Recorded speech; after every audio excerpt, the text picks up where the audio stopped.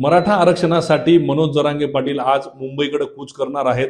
आपल्यासोबत शिवसेनेचे उपनेते तथा खासदार परभणीचे संजय जाधव आहेत. सर, काय सांगाल, मराठा आरक्षणासाठी मनोज जरांगे आज मुंबईकडे निघत आहेत?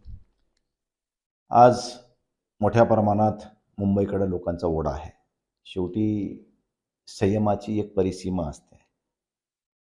आता सरकार येऊन जवळजवळ वर्ष होत आले. आणखीनही सरकार जर मराठा आरक्षणावर काही भूमिका आपली स्पष्ट करणार नसेल तर मला वाटते की सरकार वेळकाढूपणाचं धोरण स्वीकारते असं लोकांच्या मनामध्ये एक भावना तयार झाली. आणि मला मुळातच म्हणायचं की ओबीसी आरक्षणाचा हक्क हिरावून आम्ही मराठा आरक्षण मागतोय असं तुम्ही स्वप्नात विचार करू नका. कारण ओबीसी आरक्षण आम्हाला नको आहे, परंतु जे मराठा समाजाला आरक्षण हवं आहे ते आरक्षण सरकारने द्यावं ही मुळात मुख्य मागणी आहे. आणि का नाही द्यावी, का नाही मागवणे आम्ही? कारण शेवटी मराठा समाजात गरीब माणसं नाहीत. ओबीसी समाजातला उच्च प्रभू, उच्च शिक्षित माणूस, मोठ्या परिवारातला माणूस सुद्धा आरक्षणाचा लाभ घेतो. आणि इतर समाजातल्या गरीब माणसाला, विशेषतः मराठा समाजातल्या गरीब माणसाला ज्याची चूला पेटवायचे वांदे आहेत, अशा माणसाला आरक्षण मिळत नसेल आणि त्या हक्कासाठी जर आम्ही लढत असेल, कारण स्वर्गीय बाळासाहेब ठाकरे सुद्धा म्हणायचे की हे जातीवर आधारित आरक्षण नको, हा आर्थिक निकषावर आरक्षण असावं. आणि ती भूमिका आज ह्या ठिकाणी जरांगे पाटलाच्या रूपाने ह्या ठिकाणी पुढे आलेली आहे.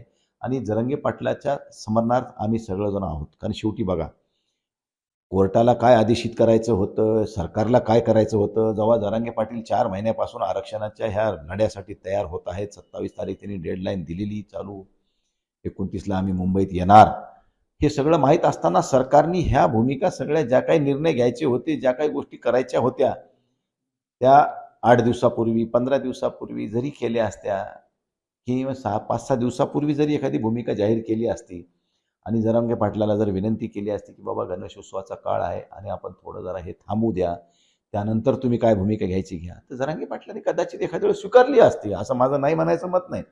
परंतु तुम्ही ऑन दी स्पॉट आज आम्ही निघतोय आणि तुम्ही काल आम्हाला संध्याकाळी सांगता की उद्या तुम्ही निघू नका, म्हणजे हे लोकशाहीसाठी घातक आहे.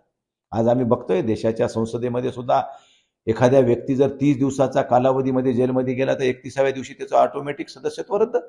अरे काय, हे काय जुलुमशाही झाली? म्हणजे हुकुमशाहीला सुद्धा लाजविल अशा प्रकारचे जर सरकार निर्णय घेऊन तुम्हाला ह्या देशामध्ये, ह्या राज्यामध्ये विरोधी पक्षच नको आहे, तर तुम्ही तशीच घटनाच बनवा ना. तशी बाबासाहेबांनी जो घटना बनवली आहे ती जर तुम्हाला तोडमोडच करायची असेल, ती जर तुम्हाला वेगळ्या वळणावर न्यायची असेल तर तुम्ही नेऊ शकता. शेवटी सरकार तुमच्याजवळ आहे. म्हणजे आता तुमचं एवढ्या मोठं सरकार, जवळजवळ 235-37 आमदार तुमचे 288 पैकी निवडून येऊन सुद्धा तुमच्या मनामध्ये आणखीन विरोधी पक्षाबद्दल एवढा द्वेष असेल तर शेवटी नियतीला काय मान्य आहे हे काळ ठरविल. आज काय मी सांगू शकत नाही. सरकार मराठा आरक्षण देण्याच्या विचारात आहे असं वाटतंय का की या सगळ्या घडामोडी घडतायत? मनोज जरांगे इतके दिवस झाला आंदोलन करतात, आता ते मुंबईमध्ये जाऊन उपोषण करतायत. वाटतंय सरकारनं आता शिंदे समितीला 6 महिन्यांची मुदतवाढ दिली? बघा, हे मुदतवाढ हे खेळणं आहे.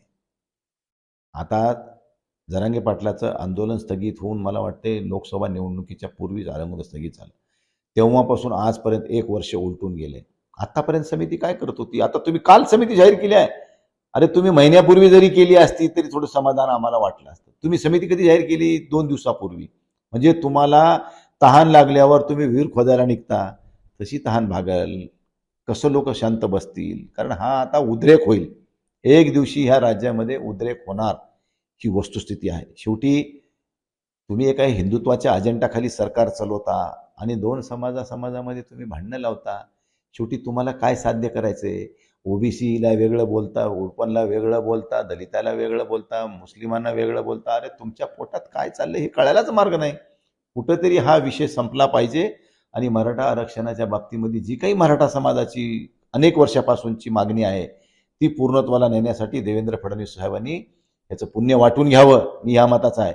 एखादा इतर समाजाचा राज्याचा मुख्यमंत्री झाला म्हणून आम्ही त्यांच्या पोटात पोटशूळ उठले असं तुम्ही स्वप्नात सुद्धा विचार करू नका. देवेंद्र फडणवीस साहेब, मी 2004 पासून त्यांच्यासोबत काम केले. विरोधी पक्षात असताना 2004 आणि 2009 जवळजवळ 10 वर्ष मी देवेंद्र फडणवीस साहेबांसोबत विरोधी पक्षात काम केले. एक चांगला अभ्यासू व्यक्तिमत्व आहे, ह्याच्यात काही दुमत नाही. परंतु त्यांनी सुद्धा वैचारिक विचार करून आपण ह्या ठिकाणी मराठा समाजाबद्दल आपण थोडी भूमिका घ्यावी. कारण जो बी कोणी गरीब समाज आहे आणि त्या गरीब समाजामध्ये जर काही अडचणी असतील तर ते सोडवण्याचं राज्याचं प्रमुख आहे, तुमची जिम्मेदारी आहे.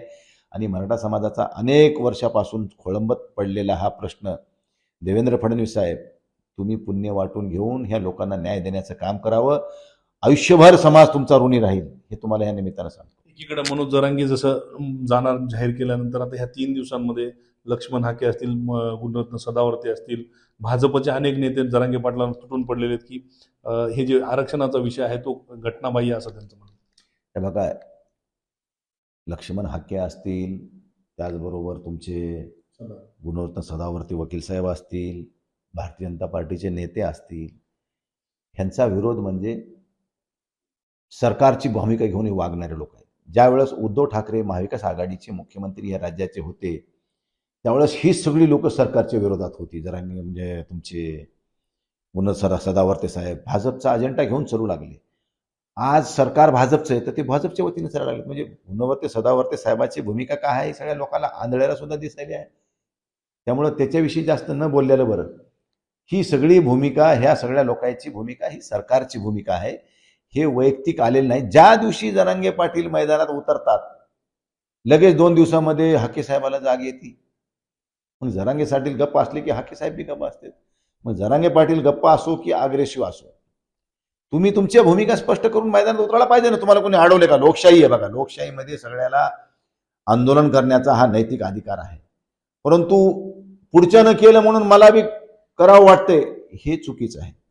त्यांना काय भूमिका घेतली आहे, जरांगे पाटलांनी जे भूमिका घेतली आहे ती त्यांना घेऊ द्या. तुम्हाला काय घ्यायची तुम्ही, पण जरांगे पाटील घेत असताना तुम्हाला का घ्यावं असं वाटतंय? तुम्ही अशा वेळी थांबायला पाहिजे. आणि ज्यावेळेस जरांगे पाटील शांत होतील त्यावेळेस तुम्ही एखादी भूमिका, तुम्हाला काय घ्यायची तुम्ही घ्या ना, तुम्हाला कोण नको म्हणलंय का?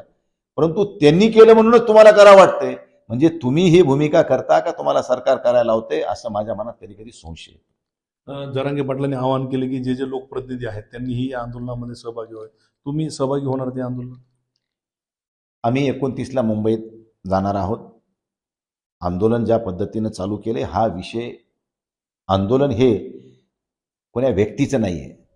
जरांगे पाटील ज्यावेळी समाजासाठी रस्त्यावर उतरून जीवाचं रान करत आहेत, अशा वेळी मराठा समाजातल्या युवकांनी त्यांच्या पाठीशी खंबीरपणानं उभं राहून त्यांच्या आंदोलनामध्ये सहभागी होणं हे समाज म्हणून त्यांचं कर्तव्य असं मला वाटतंय. आणि म्हणून एक समाजाचा एक कार्यकर्ता म्हणून, मी खासदार म्हणून नाही पण एक समाजाचा कार्यकर्ता म्हणून, समाजाच्या कल्याणासाठी, समाजाच्या हितासाठी जरांगे पाटलांनी घेतलेल्या भूमिकेचं समर्थन करण्यासाठी मी सुद्धा त्या आंदोलनामध्ये सहभागी होणार आहे, यामध्ये काही दुमत नाही.